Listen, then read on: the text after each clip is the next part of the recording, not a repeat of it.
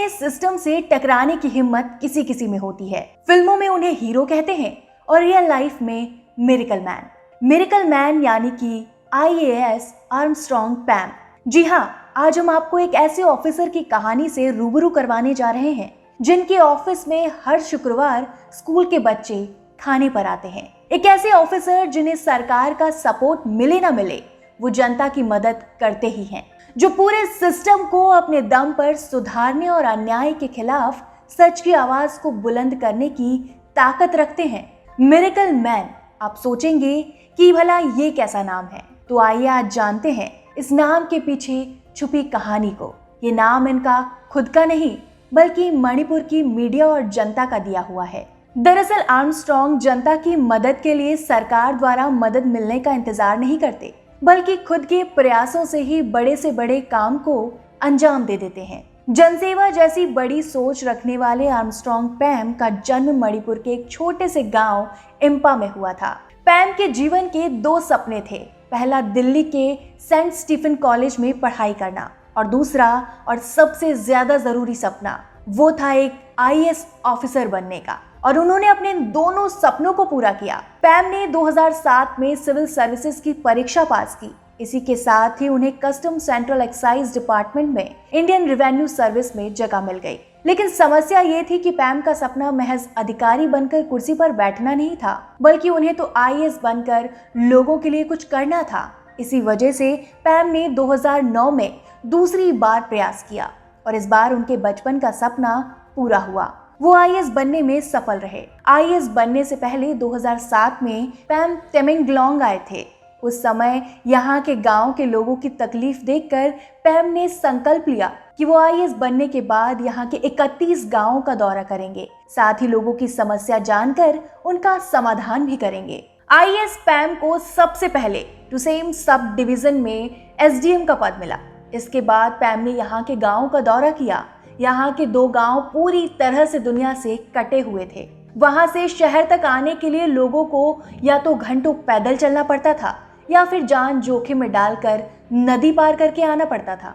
पैम ने जब इन गांवों का दौरा किया तो देखा कि कैसे लोग जरूरी सामान पीठ पर लाद कर घंटों पैदल चल रहे हैं। कोई बीमार पड़ जाता तो उसे बांस की बनी पटरियों पर लाद कर पैदल ही शहर के अस्पताल ले जाया जाता। और तो और यहाँ कोई डॉक्टर तक आने के लिए तैयार नहीं होता था।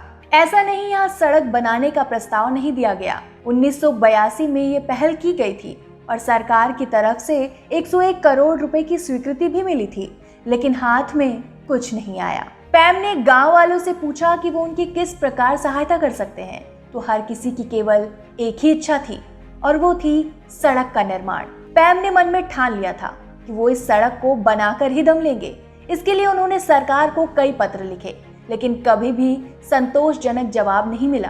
पैम समझ गए थे कि सरकार के भरोसे ये काम नहीं होने वाला। बस फिर क्या था, पैम ने गांव वालों की समस्या का हल निकालने के लिए उस तकनीक का इस्तेमाल किया जिसे लोग सिर्फ टाइम पास के लिए प्रयोग करते थे। पैम अपनी मांग लेकर सीधा फेसबुक पर पहुंच गए। वहां लोगों को इस गाँव की हालत के बारे में बताया, साथ ही मदद की अपील भी की।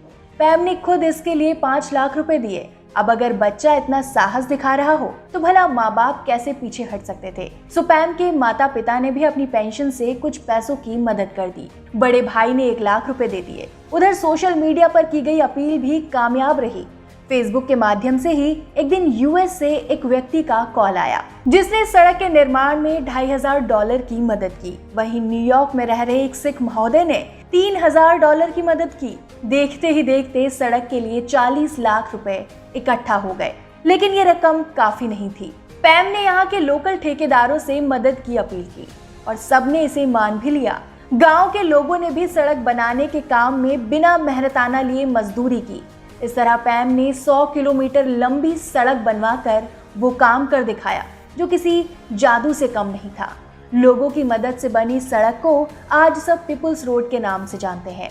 ये सड़क अब मणिपुर को असम तथा नागालैंड से जोड़ती है।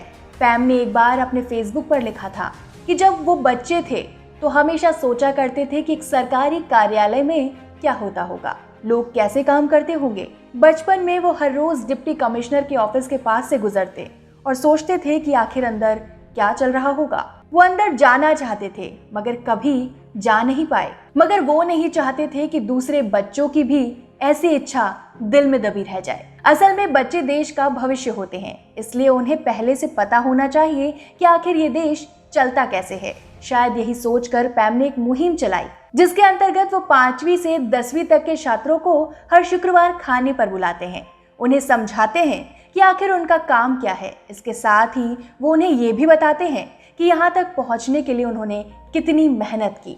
है ना हैरान कर देने वाली, साथ साथ दिल खुश कर देने वाली बात। पैम के साथ ऐसा नहीं कि वो केवल लोगों की उतनी ही मदद करते हैं जो उनकी ड्यूटी का हिस्सा है।